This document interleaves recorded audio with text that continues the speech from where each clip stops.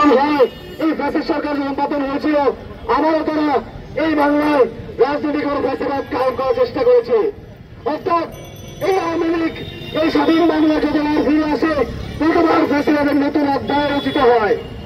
আমরা কি এই জুলাই গণঅভ্যুত্থানের শহীদের রক্তের উপর দাঁড়িয়ে আবার ফ্যাসিবাদ রচনা হতে দেব?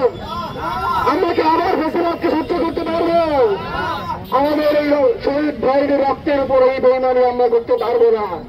অতএব যারা যে সকল আইন শৃঙ্খলা বাহিনীর যারা মাথা, যারা এই আওয়ামী লীগ ফ্যাসিবাদ পুনর্বাসন করতে চাও, তাদেরকে আমাদের এই বিপ্লবী কমিটি জানিয়ে দিতে চাই, এই বাংলায় গণহত্যাকারীর দল পুনর্বাসন হতে পারবে না। এই বাংলায় আওয়ামী লীগ তথা হাসিনার সেই আওয়ামী লীগের, মুজিববাদের সেই আওয়ামী লীগের কোন রকম স্থান নেই। 24-এর গণঅভ্যুত্থানে 2000-এর উপর শহীদের ম্যান্ডেটে এই অন্তর্বর্তীকালীন সরকার গঠিত। আপনারা কাদের ম্যান্ডেট নিয়ে এই সরকারে বসেছেন? যদি জনতার ম্যান্ডেট নিয়ে সরকার বসে থাকেন, জনতার পক্ষে থাকুন। গণহত্যাকারী দল আওয়ামী লীগের পুনর্বাসনে আপনারা কোন রকম সহযোগিতা করবেন না।